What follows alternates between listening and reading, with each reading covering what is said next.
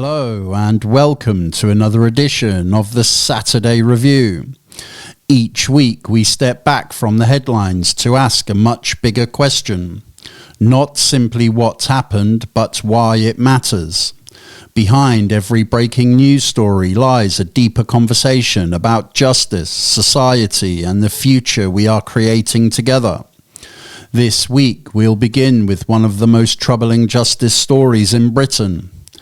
Fresh scrutiny has fallen on the Criminal Cases Review Commission following its handling of the Andrew Malkinson case, raising profound questions about institutional accountability, public trust, and what happens when the organisations created to correct miscarriages of justice fail to do so. Our discussion is based on recent reporting into the Commission's failings and the wider debate about reform. In society, we examine one of the biggest political stories of the year. After less than 2 years in office, Prime Minister Keir Starmer has announced his resignation, bringing Britain its 7th Prime Minister in just 10 years. Yet beyond the politics lies a much bigger question. Why do modern political leaders appear to rise so quickly and fall so quickly? What does this tell us about public trust, leadership, and the society we have become? In Human Potential, we turn to what may become the defining story of the 21st century. The global race to develop artificial intelligence is accelerating at an extraordinary pace, with China rapidly closing the gap on the world's leading AI companies. As governments compete for technological leadership, we ask a question that affects every one of us.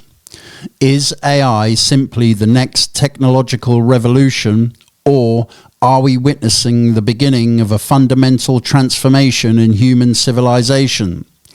Throughout the program, we will continue exploring these stories through the lenses of justice, society, and human potential, drawing upon scholarship in criminology, sociology, psychology, and philosophy, not to complicate the headlines, but to better understand them.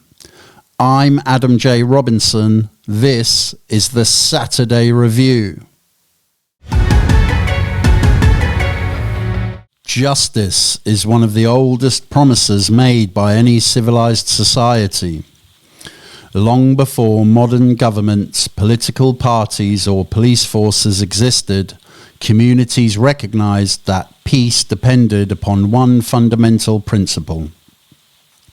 The innocent must be protected, the guilty must be judged fairly, and power itself must never become more important than truth.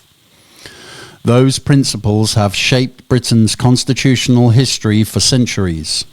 Yet every generation is confronted by cases that force us to ask whether those ideals are always being honoured. Few cases illustrate that challenge more powerfully than that of Andrew Malkinson. This week, renewed criticism has fallen upon the Criminal Cases Review Commission following an independent review into its handling of Mr. Malkinson's case. The Commission was created by Parliament to investigate potential miscarriages of justice. Yet the review concluded that significant opportunities to correct his wrongful conviction were missed. The result was devastating. Andrew Malkinson spent 17 years in prison for a rape that DNA evidence eventually proved he did not commit. 17 years is difficult to comprehend. It represents almost 2 decades of birthdays, family occasions, friendships, and opportunities that can never be recovered. Every day spent in prison was a day taken from an innocent man. Every rejected appeal reinforced the authority of an official decision that was ultimately shown to be wrong. Cases of this nature remind us that justice is measured not only by the conviction of the guilty, but also by the protection of the innocent. More than 800 years ago, the Magna Carta declared that justice should neither be sold, denied, nor delayed. Those words became one of the foundations of Britain's constitutional tradition because they established an idea that remains just as important today. Government exists under the law, not above it. The authority exercised by the state is legitimate only while it remains accountable to the principles of justice itself. That principle deserves careful reflection. Democratic societies entrust enormous powers to public institutions. Police officers investigate crime. Prosecutors decide whether charges should be brought. Courts determine guilt or innocence.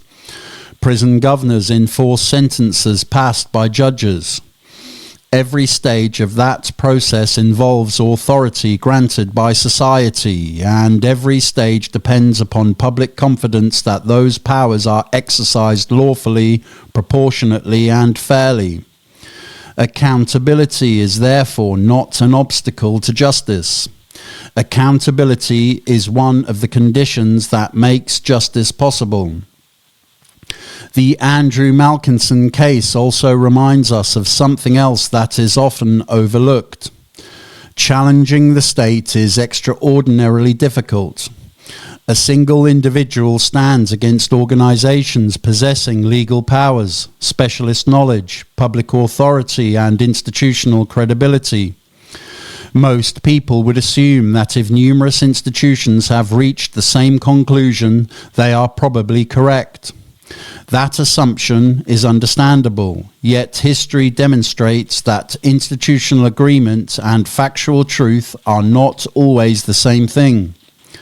Sometimes the greatest challenge is persuading powerful organizations to reconsider decisions they have already accepted as correct.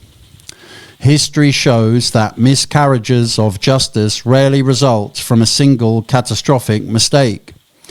They usually emerge through a succession of decisions in which each institution places confidence in the conclusions reached by the previous one. Investigators trust the evidence before them. Prosecutors trust the investigation. Courts trust the prosecution's case. Appeal bodies trust the integrity of earlier proceedings. As time passes, the official version of events can become increasingly difficult to challenge, not necessarily because anyone acts in bad faith, but because institutions naturally rely upon established findings. Fresh evidence must therefore overcome not only legal thresholds, but also the weight of institutional certainty. This is why public discourse, political discourse, and media discourse are so important within a democratic society. Justice does not exist in isolation from the wider public conversation. Political discourse shapes legislation and determines whether governments pursue reform. Media discourse decides which cases remain visible and which quietly disappear from public attention. Public discourse influences confidence in institutions and reminds those exercising power that they ultimately remain accountable to the citizens they serve. Without informed public debate, institutional failures can remain hidden for years. Open discussion is therefore not a threat to justice, it is one of its greatest protections. The French philosopher Michel Foucault argued that power is exercised not only through laws and institutions, but also through the production of accepted knowledge. Official reports, investigations, court judgments, and expert opinions all contribute to narratives that societies come to regard as authoritative. Those narratives are essential because legal systems require decisions, certainty, and finality. Yet, every democratic society must also preserve the capacity to question official narratives when compelling evidence points in another direction. The Andrew Malkinson case demonstrates why that principle matters.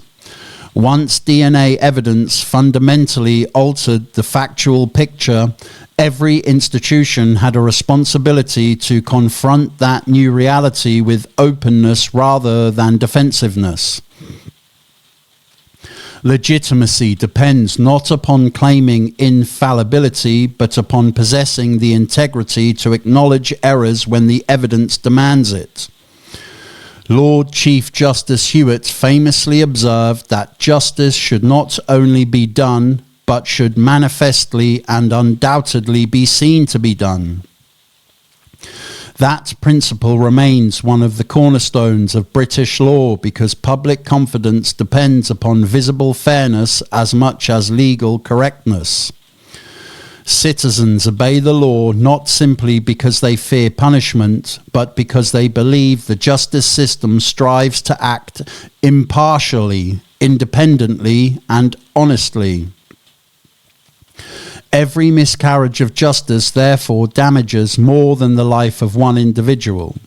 It also weakens public trust in the institutions upon which the rule of law depends. Donna Merton's transformative perspective encourages us to ask a question that extends beyond procedure. Did the institutions involved merely complete their functions, or did they ultimately contribute to justice, reduce harm, and strengthen public confidence? That distinction is profound. Administrative efficiency has value, but justice cannot be measured by efficiency alone. The true purpose of legal institutions is not simply to process cases. Their purpose is to protect rights, uphold liberty, and ensure that truth remains more powerful than bureaucracy. Andrew Malkinson's experience should never be viewed simply as an isolated tragedy. It is a reminder that constitutional principles matter precisely because institutions are created and operated by human beings, and human beings are capable of error. The rule of law, independent scrutiny, investigative journalism, transparent review mechanisms, and informed public debate all exist for the same reason: to ensure that power never becomes insulated from accountability. 8 centuries after Magna Carta first declared that justice should neither be denied nor delayed, Britain continues to face the same enduring challenge. A justice system earns legitimacy not by insisting that it is always right, but by demonstrating the courage to recognize when it has been wrong and the determination to ensure that such failures become the catalyst for reform rather than the beginning of public distrust. Political leadership has always demanded difficult decisions. Every Prime Minister inherits economic pressures, international crises, competing public expectations, and relentless scrutiny from Parliament and the media. Yet Britain now finds itself asking a question that would have seemed extraordinary only a generation ago. Why do Prime Ministers appear to come and go with increasing frequency? And what does that tell us about the health of British democracy currently? Keir Starmer recently announced his resignation as Prime Minister, bringing to an end another chapter in one of the most politically turbulent decades in modern British history. His departure means Britain has now experienced 7 prime ministers in roughly 10 years.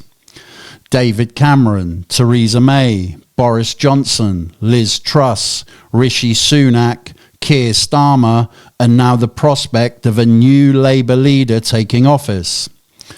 Few established democracies have witnessed such a rapid turnover at the very top of government, and each change has left many voters asking the same question.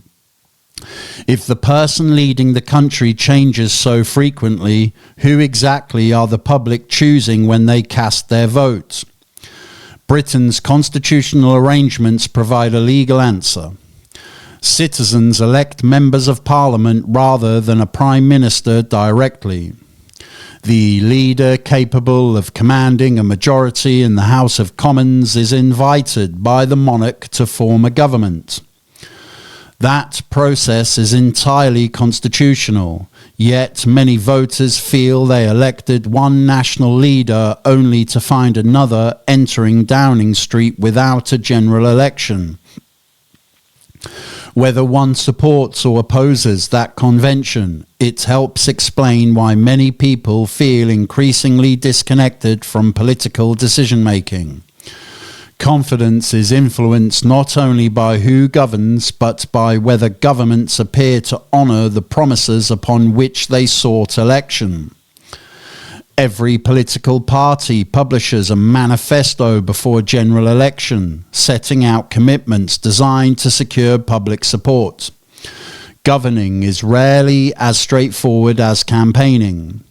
Economic crises emerge, wars begin, financial pressures intensify, and priorities change. Governments often argue that circumstances require different decisions. Many voters accept that explanation. Others believe successive governments have too often drifted away from the promises that secured electoral victory. The result is a widening gap between political expectation and public confidence. Few issues illustrate that gap more clearly than immigration. For more than 2 decades, governments of different political parties have promised stronger border control and immigration systems that command public confidence. Despite repeated reforms, immigration remains one of the most divisive issues in British politics. Some argue that immigration strengthens the economy, fills essential vacancies, and enriches society. Others believe current levels place unsustainable pressure upon housing, healthcare, education, and social cohesion. Whatever position people take, the debate continues because many citizens believe governments have struggled to deliver outcomes consistent with the expectations created during election campaigns. Public discourse reflects growing frustration that Westminster has become increasingly detached from everyday life. Political discourse frequently centres upon leadership contests, polling and parliamentary tactics, while media discourse naturally amplifies conflict because disagreement attracts attention. The consequence is that many citizens feel politics has become something performed within Westminster rather than something conducted alongside the communities it exists to serve. Democracy depends upon more than elections. Democracy depends upon trust. Citizens must believe that those exercising power understand the consequences of the decisions they make and remain connected to the realities experienced across the country. When confidence weakens, democratic legitimacy inevitably comes under pressure, even when every constitutional process has been followed correctly. This raises a question that deserves far greater attention. What qualities should political leadership possess in the 21st century? Leadership has traditionally been associated with academic achievement, professional politics, and progression through party structures. Those qualities are valuable, but they are not the only forms of expertise that exist within society. Another form of knowledge is too often overlooked: lived experience.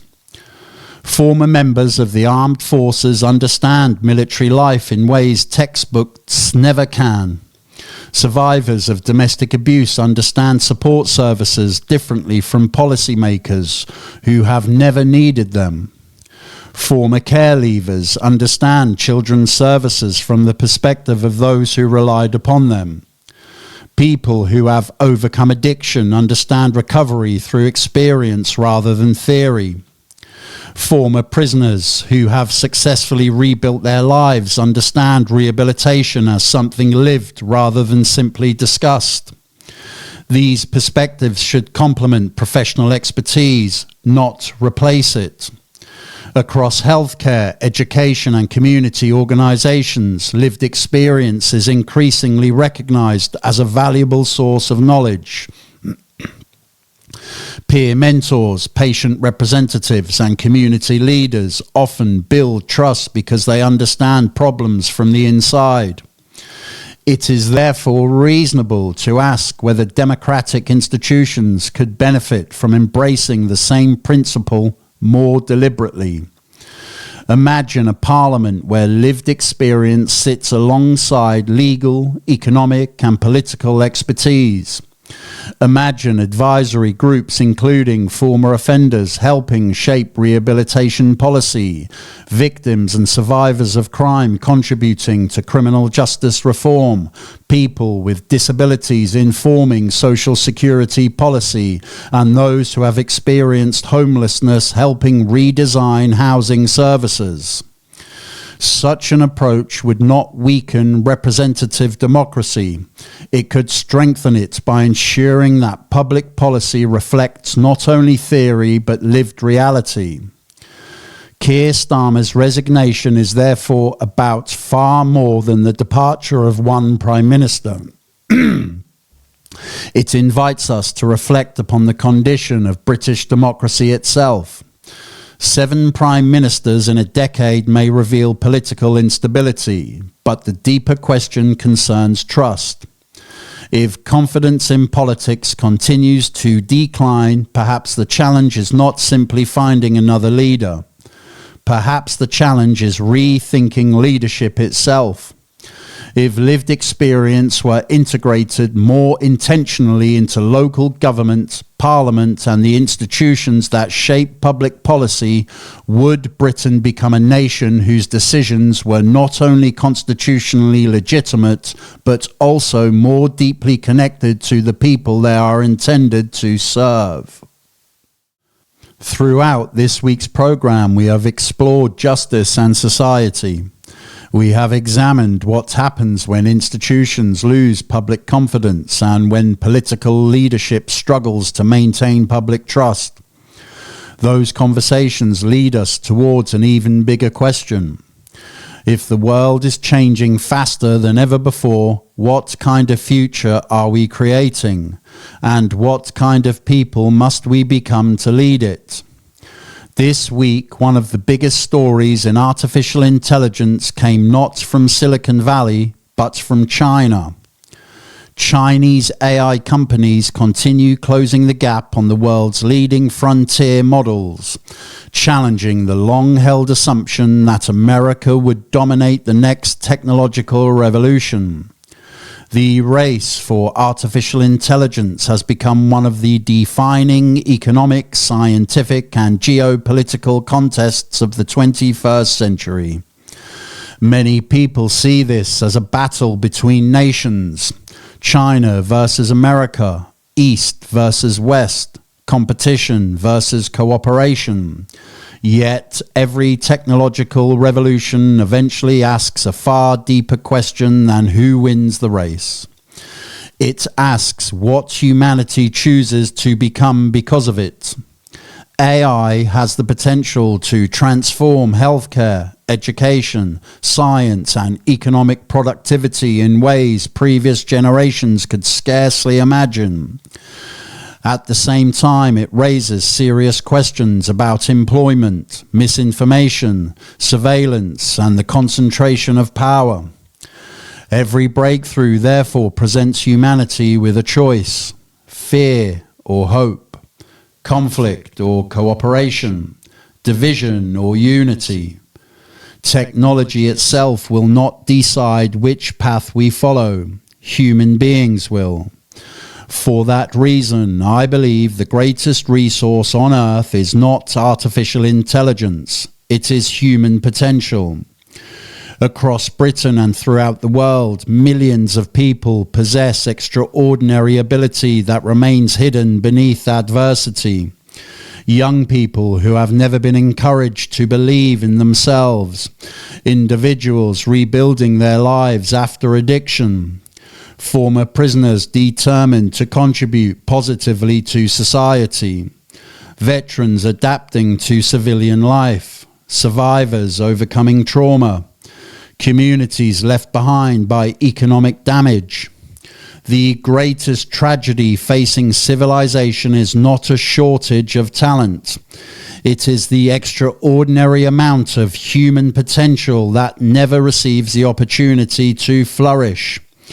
That belief sits at the heart of Exemplar Group. Our mission is founded upon a simple conviction. Adversity does not have to become destiny. Pain can become purpose. Experience can become wisdom. Leadership can emerge from the most unlikely places.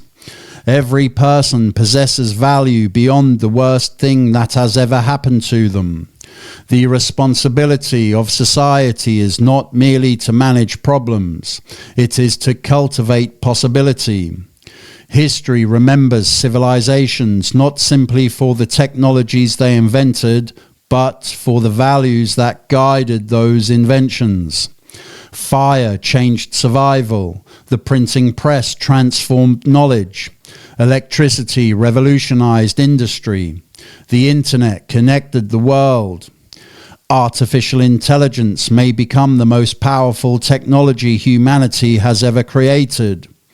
Whether it becomes one of humanity's greatest achievements or greatest mistakes will depend entirely upon the wisdom, character, and values of the people who control it.